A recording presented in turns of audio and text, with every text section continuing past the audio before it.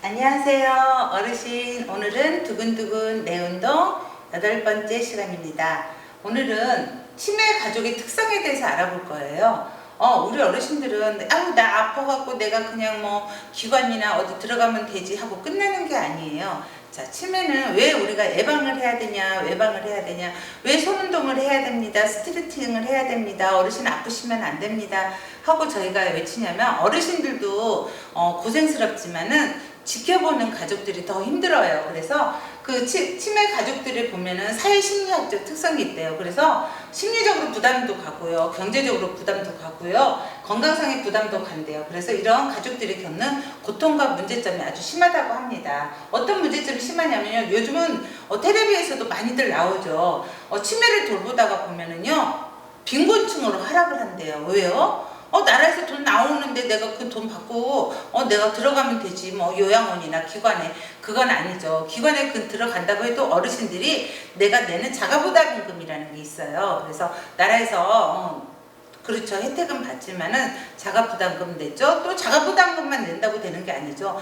자식이기 때문에 부모가 치매가 걸리고 아프시면은 또 어떻게 하겠어요? 내 신경을 많이 쓰겠죠. 그러다 보면은 회사도 하던 일도 그만두게 되고, 이러다 보면은 일상적인 생활에서 많은 변화가 온다고 해요. 그래서 빈곤 가정으로 탈락하기가 아주 쉽다고 합니다. 자, 그러면은 우리 치매 가족을 보면은요, 나이를 보면은 이렇게 있어요. 65세, 우리나라의 노인이 되는 시기가 나이가 65세예요. 65세, 70세, 85세가 있는데, 치매 걸리는 확률이 제일 많은 데가 85세 이상이라고 합니다. 물론 젊은 시절에 65세도 10%는 돼요. 그리고 여기 보면 70세 이상도 20%는 치매에 걸린다고 합니다. 근데 나이가 많을수록 치매 걸릴 확률이 더 많죠. 왜냐하면은 우리가 나이가 많으면 아무래도 모든 기능이 망가지기 때문에 그렇다고 하죠. 근데 이렇게 나이가 많이 들수록 기능이 망가지기 전에 우리가 예방을 하면은 어느 정도 가능하다고 하죠. 치매에 걸리는 어떤 특성들이 있냐면, 우리가 건망증, 그 다음에 그쵸,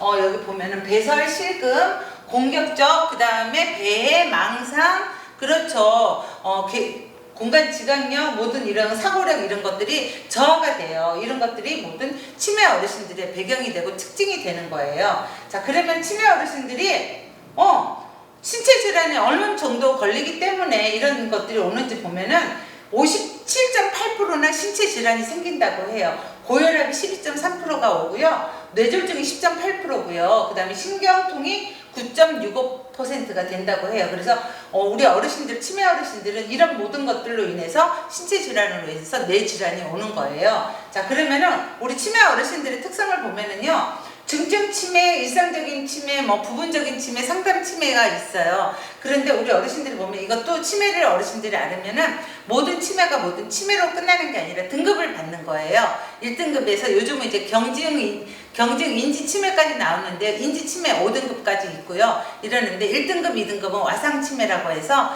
요양원이나 이런 데에서 이제 기거하시는 거예요. 그래서 어르신들이 등급별로 이런 이제 증상으로 인해서 건강공단에서 어르신들이 아프시다고 하면은 나오셔서 심사를 해서 등급을 내서 등급을 받으시면은 그렇죠, 나라에서 어르신들한테 도움을 주는 거예요. 어르신들이 그동안 젊었을 때 낸 세금을 돌려받는다고 생각하시면 되는 거예요. 그렇기 때문에 치매가 걸렸다고 어르신들이 무서워하거나 꼭꼭 숨기면 안 돼요. 네, 내가 알려야지. 요즘은 내 무슨 병이든, 내가 자랑이든, 내가 실패든 알려야지 내가 혜택을 받을 수가 있어요. 그렇죠. 그래서 우리 어르신들이 나라에 이런 혜택을 받으실 수가 있으니까 어르신들이 이렇게 등급을 받으시면 될 것 같습니다. 네, 그러면은 이런 등급을 받아도 우리 어르신들이 그렇죠, 등급을 받으면은 그렇죠, 자녀분들 보호자분들이 되는 거예요. 옛날에는 어르신들 자녀의 보호자가 됐잖아요. 그런데 이제 나이가 들면서 어르신들이 그렇죠, 이제 성년이 된 자녀분들이 어르신들의 보호자가 되는 거예요. 그래서 어르신들이 아프시거나 할 때는 자녀분들과 의논을 해서 이 보호자 역할을 하게끔 해주셔야 돼요. 그래서 어르신들이 아프시면은 이렇게 혼자 사시는 분도 물론 계시지만, 같이 이제 딸하고 동거를 하시거나 아들하고 동거를 하시거나 이렇게 해서 그 보호를 받으셔야 되는데요. 우리나라 이렇게 보면은 노인 기반 생활하시는 어르신들이 10.7%고요. 기혼한 딸과 동거하는 사람이 16.7이고요. 그 다음에 아들하고 동거하는 경우가 60%가 된다고 합니다. 근데 제가 현장에서 봤을 때는요, 우리 어르신들한테 제가 물어봐요. 어르신들 따님들하고 계시는 분 손 들어보세요. 그러면 거의 80%예요.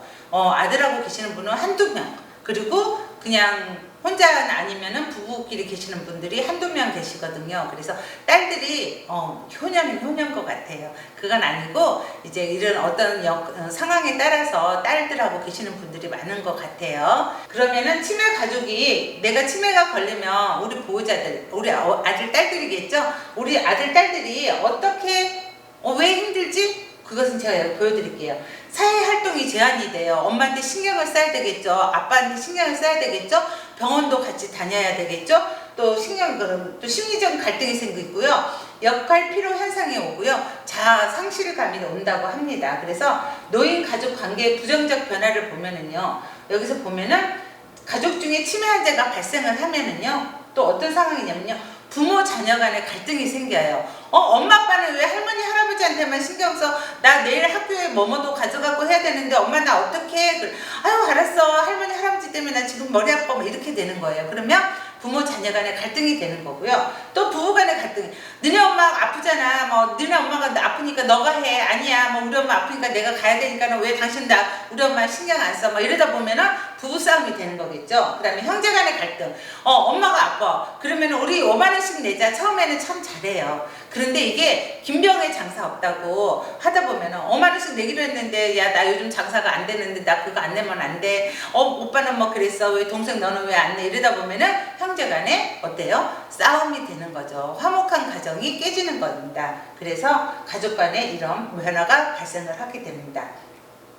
자, 치매 환자를 모시는 부모를 모시는 조부모를 둔 가족들의 문제는 또 어떤 문제가 있냐면 신체적 건강이 손상이 되고요. 노인과 부양자 관계에서 부정적 변화가 생기고요. 가족 부양에 대한 책임, 심리적 부담, 사회적 활동에 부담이 생기는데요. 어떤 부담이 생기는지 한번 볼게요. 생존에 계실 때는 부양해야 된다는 그런 부담감이 있어서 자녀들끼리 많은 싸움이 있어서요. 이런 보호자분들이 힘들어 하시고요. 근데 돌아가시면 끝나느냐? 그건 아니라고 해요. 그러면은 치매 환자를 둔 부모, 조부모를 모셨을 때는요.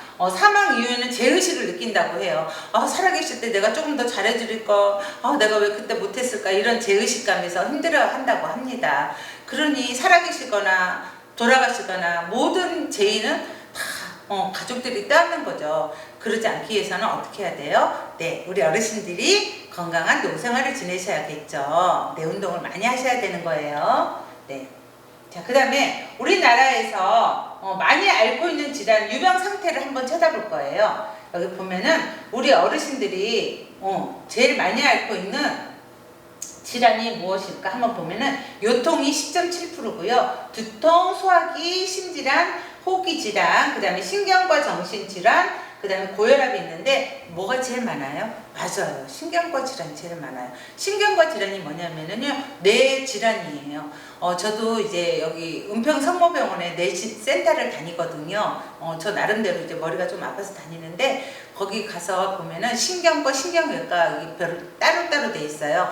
참 제가 어르신들한테 팁을 알려드리자면요. 병원에 가면은 모든 의사 선생님이 치매 환자인지 그걸 다 아는 건 아니에요. 과별로 자기가 전문적인 게 의식이 다르기 때문에 정형외과를 가면은 그 의사 선생님이 어르신 치매네요 라고 진단 못해요. 왜냐면 그 정형외과 의사는 그 뼈 부위, 관절, 그런 골절만 담당을 전문적으로 하기 때문에 모르기 때문입니다. 그래서 어르신들이 항상 병원에 머리가 아파서 갈 때는 어디를 가야 돼요? 네, 신경센터를 가야 됩니다. 신경외과를요. 어르신, 이것도 어르신들이 알아두면 좋은 그렇죠, 정보입니다. 네. 치매는 뭐예요?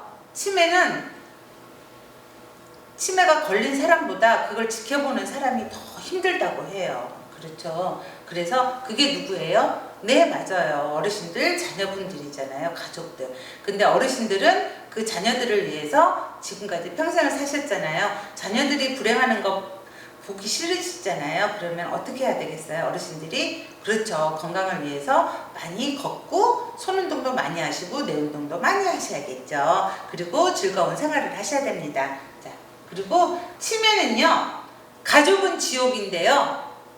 노인, 어르신, 치매는 걸린 어르신들은 천국이래요. 이게 무슨 뜻일까요? 치매 걸린 어르신들은 아무것도 몰라요. 왜요? 치매가 걸리시면은 어린아이로 돌아가거든요. 그리고 지금 건 아무 기억도 안 나요. 그렇기 때문에 아무 기억이 안 나니까 어때요? 그렇죠. 어르신들은 마냥 그냥 아무 생각이 없이 지내시는 거예요. 그런데 그 지켜보는 가족들은 지옥인 거죠. 우리 엄마가 나를 못 알아봐. 우리 아빠가 나를 못 알아봐. 우리 엄마 아빠가 왜 저런 행동을 하실까? 왜 저렇게 포악해지셨을까? 왜 폭력적일까? 왜 저렇게 욕을 하실까? 힘들어 하시겠죠. 그렇기 때문에 치매가 걸리시면 가족은 지옥이고 우리 어르신들, 치매 걸린 어르신들은 천국이라고 합니다. 네, 이런 상황이 안 되어야겠죠. 그러기 위해서는 우리 어르신들이 많은 뇌 운동을 하셨으면 좋겠습니다. 네. 자, 그러면서 어르신들 걸으세요. 움직이시고요. 그래서 앉으면 병나고 누우면 죽고 걸으면 산다는 이런 말이 있다고 합니다. 네. 그래서 우리 어르신들이 치매 예방은 되나요? 그럼요. 완벽하게 되진 않지만 제가 뭐라고 그랬어요? 노력하면은 다 된다고 하셨죠. 그래서 우리 어르신들이 열심히 노력을 해주셨으면 좋겠습니다. 이렇게 하트 안에 장미꽃이 피듯이 우리 어르신들이 노후 생활을 즐겁게 하셨으면 좋겠습니다. 네, 우리 어르신들 이렇게 치매가 걸렸을 때는 어르신들이 1단계, 2단계 제가 아까 말씀드렸죠. 건강공단에서 심사를 하고 이렇게 한다고 했죠. 그래서 어르신들이 치매 검사도 이렇게 보건소나 가까운 주민센터나 이런데 또 여기 복지관이나 이런데 오시면은 치매 검사 이런 것도 다 되고요. 어르신들이 상담도 다 될 수 있습니다. 왜냐하면은 복지관에도 다 사회복지사 선생님들이 계시고요. 다 어떤 이렇게 안내를 해드릴 거예요. 그러니까 혼자 끙끙 앓지 마시고 두려워하지 마시고 상담을 해주시면은 좋을 것 같습니다. 제가 여기까지 했고요. 그동안 우리 어르신들 1강부터 8강까지 두근두근 뇌 운동을 어르신들하고 같이 했는데요. 그래서 왜 치매가 걸렸고 왜 어떤 증상이 나타나고 어떻게 운동을 해야 되고 예방은 어떻게 해야 되고 또 가족들은 또 이런 것에 대해서 어떻게 대처를 하고 또 치매 가족들은 치매 걸리는 부모를 케어하다가 어떤 병에 걸리고 에 대해서 우리가 여러 가지를 알아봤는데요. 우리 어르신들이 물론 이제 깊게는 제가 의사 선생님이 아니기 때문에 병적인 것은 제가 치료해 드릴 수가 없어요. 하지만 제가 상담을 해드리고 우리 어르신들한테 케어는 제가 해드릴 수 있으니까 언제든지 상담해 주시고요. 우리 어르신들이 아프시면 항상 보호자분들과 의논하셔서 병원에 가셔서 치료를 받으시기 바랍니다. 건강하고 행복한 노후 생활로 어르신들 밝게 지내셨으면 좋겠습니다. 감사합니다.